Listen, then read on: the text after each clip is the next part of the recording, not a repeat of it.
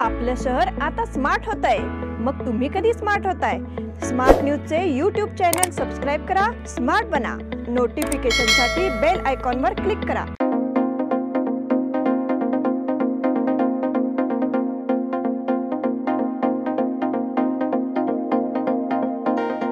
नमस्कार, मैं Omkar Angadi smart plus के आज के समाचार में आपका स्वागत। नजर सबसे पहले सुर्खियों पर। किसान प्रश्न के लिए संगठित संघर्ष का कोई विकल्प नहीं है। 2 साल की सजा के साथ राहुल गांधी का सांसद पद भी रद्द। संसद सत्र के समापन की तैयारी। वक्फ अधिनियम के विरुद्ध हिंदू जनजागृति समिति की ओर से आंदोलन। बेलगाम में ड्रोन और ईवी क्लस्टर का शुभारंभ। बढ़ती गर्मी से नागरिक परेशान। नागपुर पुलिस का दस्ता बेलगाम मंगलोर में दाखिल। गुरुवारी विगोसाठी मराठी प्रबोधिनी की बैठक संपन्न। आपल्या लाडक्या मुला-मुलीच्या लग्नाचा प्रश्न सोडवायचा आहे? एखाद्या चांगल्या मार्गदर्शक संस्थेचा शोध घ्यायचा आहे? मग आपला शोध इथेच थांबतो आहे। श्री स्वामी समर्थ वधूवर सूचक केंद्र मॅरेज ब्युरो। आमच्याकडे सर्व जाती धर्माची 40,000हून अधिक स्थळे उपलब्ध। कर्नाटक, महाराष्ट्र आणि गोवा परिसरातील स्थळांची मोठी यादी उपलब्ध। आमचा पत्ता आहे श्री स्वामी समर्थ मॅरेज ब्युरो, शुक्रवार पेठ, टिळकवाडी, हॉटेल नियाजच्या शेजारी। संपर्क 9741436770 किंवा 9741625533।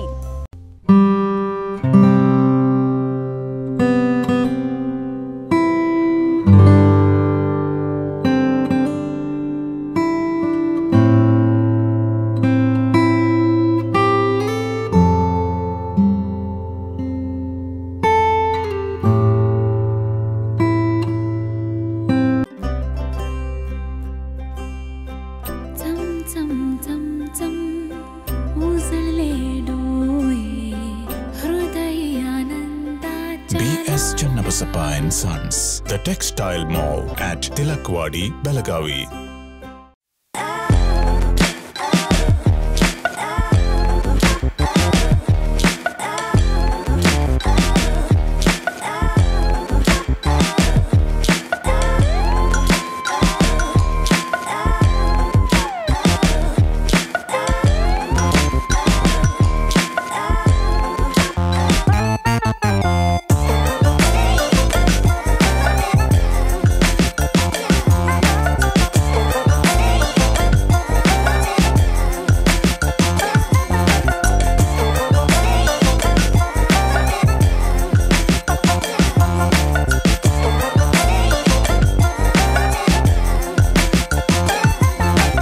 अब समाचार विस्तार से। देश भर में किसानों की पीड़ा दिन ब दिन बढ़ती जा रही है। ऐसे समय में इन किसानों के पास संगठित होने और संघर्ष करने के अलावा कोई विकल्प नहीं है। ऐसे विचार स्वाभिमानी संगठन के नेता और पूर्व सांसद राजू शेट्टी ने व्यक्त किए। उन्होंने कहा कि किसान इस देश के अन्नदाता है, इसलिए अब किसानों के मुद्दे पर उग्र आंदोलन शुरू करने का समय आ गया है। तालुका महाराष्ट्र एकीकरण समिति ने बेलगुंदी में एक बैलगाड़ी दौड़ और किसान बैठक का आयोजन किया। सभा का मार्गदर्शन करने के लिए स्वाभिमानी किसान संघ के नेता राजू शेट्टी उपस्थित थे। ये कार्यक्रम कलमेश्वर युवा मंडल बेलगुंदी की ओर से आयोजित किया गया। तालुका समिति के कार्यकारी अध्यक्ष मनोहर किनेकर ने कहा कि बेलगाव तालुका में प्रशासन द्वारा बनाए गए रिंग रोड और अन्य किसान के माध्यम से अन्याय के तत्काल निवारण की आवश्यकता व्यक्त की। 2 साल की सजा के साथ राहुल गांधी का सांसद पद भी रद्द। मोदी सरनेम की मानहानि के मामले में सजा सुनाई जाने के बाद अब राहुल गांधी को बड़ा झटका लगा है। पिछले लोकसभा चुनाव के दौरान मोदी सभी चोरों का अंतिम नाम कैसे था, ऐसा सवाल पूछकर राहुल गांधी ने प्रधानमंत्री नरेंद्र मोदी की आलोचना की थी। सूरत की अदालत ने कल राहुल गांधी को इस मामले में दोषी करार देते हुए 2 साल की सजा सुनाई थी। उसके बाद खबर आई है कि राहुल गांधी की संसद की सदस्यता रद्द कर दी गई है और उन्हें सांसद के तौर पर अयोग्य घोषित कर दिया गया है। लोकसभा सचिवालय ने बड़ी कार्रवाई की है। केरल के वायनाड से कांग्रेस सांसद राहुल गांधी को मोदी उपनाम के बारे में टिप्पणी करने के बाद लोकसभा के सदस्य के रूप में दोषी और अयोग्य घोषित कर दिया गया है। मानहानि के एक मामले में सूरत की अदालत ने राहुल गांधी को 2 साल की सजा सुनाई है। उन्होंने पूरे मोदी सरनेम को लेकर आपत्तिजनक बयान दिया था, इसलिए कोर्ट ने उन्हें दोषी पाया। संसद सत्र के समापन की तैयारी। संसद के बाहर हुए नाटकीय घटनाक्रम के चलते केंद्र सरकार ने बजट सत्र को समेटने की तैयारी कर ली है। विनियोग विधेयक लोकसभा में गुरुवार शाम महज 10 मिनट में बिना किसी चर्चा के सत्ता पक्ष और विपक्ष के नेताओं की नारेबाजी के बीच पारित हो गया। एक वित्त विधेयक भी पेश किया जाना था। अब इसके शुक्रवार को पारित होने की उम्मीद है और संसद के बाद में स्थगित होने की संभावना है। संसद के दोनों सदनों का कामकाज शाम 6 बजे खत्म हो जाता है, लेकिन गुरुवार की लोकसभा के मूल एजेंडे में उल्लेख किया गया कि विनियोग विधेयक शाम 6 बजे सहमति के लिए पेश किया जाएगा। उसके बाद एक नए कार्यक्रम के माध्यम से घोषणा की गई कि वित्त विधेयक को मंजूरी के लिए सीधे लोकसभा में पेश किया जाएगा। हालांकि वित्त विधेयक पेश नहीं करने का फैसला किया गया। वक्फ अधिनियम के विरुद्ध हिंदू जनजागृति समिति की ओर से आंदोलन। हिंदू जनजागृति समिति एवं हिंदू संगठनों ने मांग की है कि वक्फ बोर्ड को देश में जमीन हड़पने का असीमित अधिकार देने वाला वक्फ एक्ट रद्द किया जाए। इसके लिए शुक्रवार को जिलाधिकारी को बयान दिया गया। बयान में मांग की गई है कि सरकार उक्त अधिनियम को निरस्त करे। वर्तमान में वक्फ बोर्ड के पास 8 लाख एकड़ से अधिक भूमि है। अगर ऐसा ही चलता रहा तो कुछ वर्षों में भारत की अधिकांश जमीन वक्फ बोर्ड के पास हो जाएगी और एक बार फिर जमीन का एक बड़ा हिस्सा निगल लिया जाएगा और भारत के पेट में एक नया पाकिस्तान बन जाएगा। साथ ही बेलगाम में शाहपुर, आनंदवाड़ी, हिंदवाड़ी और कुछ अन्य क्षेत्रों की भूमि वक्फ बोर्ड द्वारा जब्त कर ली गई है और वक्फ बोर्ड ने अपनी भूमि मालिकों को नोटिस भेजा है। इन्हीं सबके विरोध में यह आंदोलन चलाया गया। इस मौके पर सर्वश्री ऋषिकेश गुर्जर, सुधीर हेरेकर, विजय नंदगढ़कर, उज्ज्वला गावड़े आदि मौजूद रहे। बेलगाम में ड्रोन और ईवी क्लस्टर का शुभारंभ। बेलगाम के औद्योगिक आधुनिक विकास के लिए सरकार द्वारा नई योजनाएं हाथ में ली गई है। इसमें ड्रोन मैन्युफैक्चरिंग और इलेक्ट्रिकल व्हीकल मैन्युफैक्चरिंग के उद्योग को विकसित करने की प्राथमिकता दी गई है। इसे हाल ही में लॉन्च किया गया है। अंततः अब बेलगाम इन आधुनिक उद्योगों के सृजन का केंद्र बन गया है। राज्य सरकार ने बेंगलुरु से परे यानी बेंगलुरु के अलावा अन्य शहरों को विकसित करने की रणनीति बनाई है। इसमें बेलगाम को प्राथमिकता दी गई है। यह हाल ही में शुरू हुआ। इस समय 16 उद्यमियों ने इसमें निवेश करने की इच्छा दिखाई है। बढ़ती गर्मी से नागरिक परेशान। शहर और इसके आसपास के इलाके अब गर्मी का लुत्फ उठा रहे हैं। शहर में पारा 35 डिग्री पर पहुंच गया है और चिलचिलाती धूप से नागरिक बेहाल है। शहर के आसपास के इलाकों में झमाझम बारिश हुई है, लेकिन अभी तक शहर में बारिश के आसार नजर नहीं आ रहे हैं। देखा जाता है कि कुछ दिनों से आसमान भरा हुआ है। हालांकि बारिश नहीं होने से शहरवासी लू से बेहाल है। शहर और आसपास के भ्रमण पर नागरिक धूप से बचाव के लिए जद्दोजहद करते नजर आ रहे हैं। गर्मी की दस्तक के चलते बाजार में शीतल पेय और फलों की बिक्री भी देखने को मिल रही है। नागपुर पुलिस का दस्ता बेलगाम मंगलोर में दाखिल। केंद्रीय मंत्री नितिन गडकरी को फोन पर धमकी देने का मामला पुलिस ने गंभीरता से लिया है। हालांकि ये फोन मंगलोर से आता है, लेकिन इसका बेलगाम कनेक्शन है। बताया गया है कि नागपुर पुलिस की एक टीम उसकी तलाश में मंगलोर और दूसरी बेलगाम में आ गई है।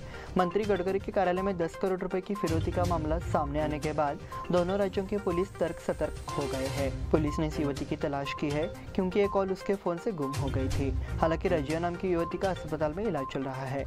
पुलिस को शक है कि कॉल उसके प्रेमी से की गई थी और पुलिस इस दिशा में जांच कर रही है। गुरुवार विगो साठे मराठी प्रबोधिनी की बैठक संपन्न। गुरुवार विगो साठे मराठी प्रबोधिनी की बैठक मराठी विद्यानिकेतन में हुई। बैठक में बेलगाम सीमा क्षेत्र में मराठी भाषा के संरक्षण और विभिन्न गतिविधियों को करने का निर्णय लिया गया।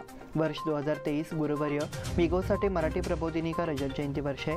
इस रजत जयंती वर्ष के अवसर पर बेलगाम सीमा क्षेत्र में प्राथमिक एवं माध्यमिक बच्चों के लिए पठन आंदोलन का आयोजन, नाट्य आंदोलन का आयोजन एवं स्थानीय मराठी कलाकारों को मंच प्रदान करने के लिए नाट्य प्रशिक्षण कार्यशाला का आयोजन, छात्रों के अभिव्यक्ति की स्वतंत्रता को गुंजाइश देने के लिए कविता सभाओं का आयोजन करके उनके मराठी भाषा कौशल में सुधार करने के लिए माध्यमिक और कॉलेज के छात्रों के लिए गतिविधियों की योजना बनाई गई।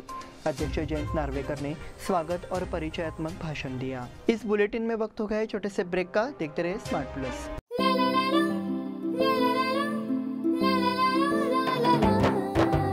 जले दीप अंगना में होगी रोशन दुनिया, पलकों तले छा जाए चांद तारों का साया।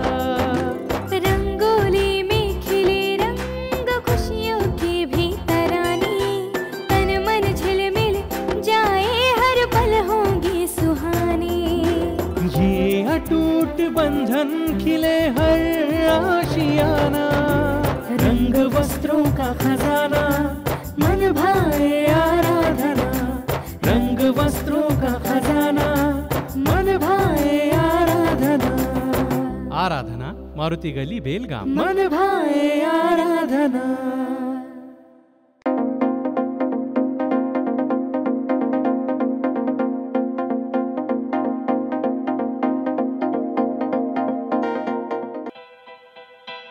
बेलगाम वासियों के पसंद में उतरा उड़ान बार एंड रेस्टोरेंट।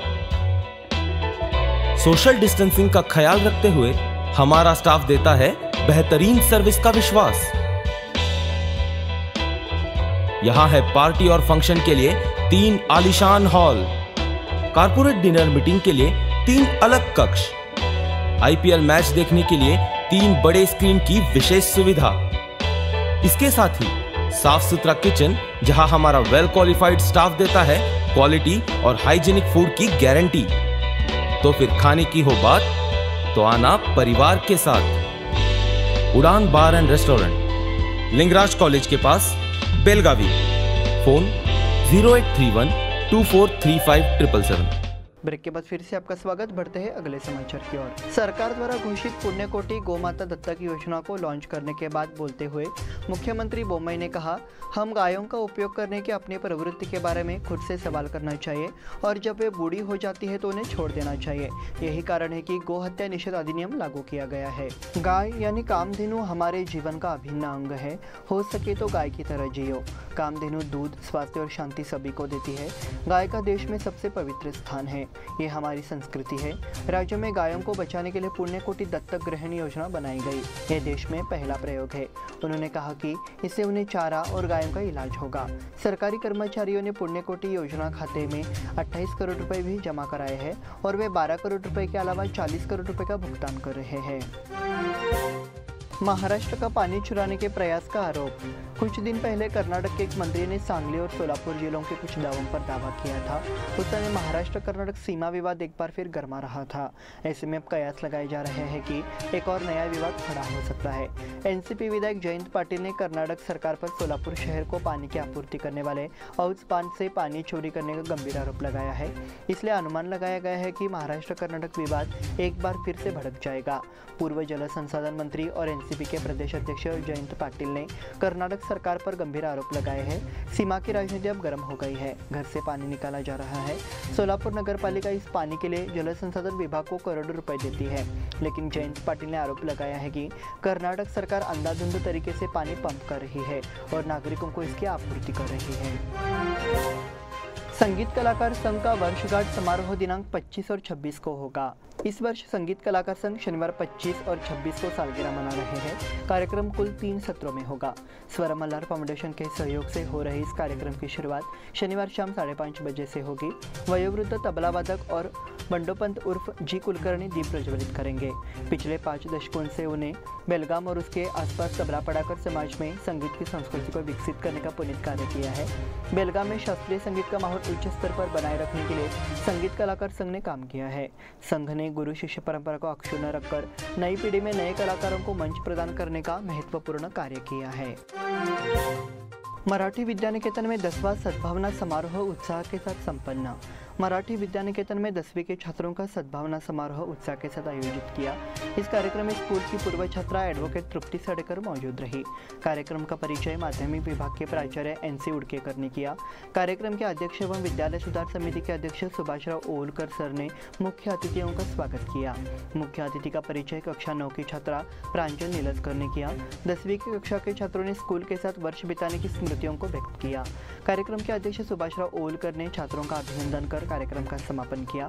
प्राथमिक विभाग के प्राचार्य जीवी सावंत सर ने छात्रों की कामना की और कार्यक्रम को धन्यवाद दिया। वाटर कलर जर्नी पर पेंटिंग प्रदर्शनी का उद्घाटन।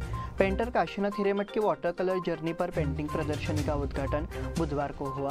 तिलकवाड़ी से वरेरकर नाट्य संघ के बी कुलकर्णी कला प्रदर्शनी 26 मार्च तक गैलरी में रहेगी।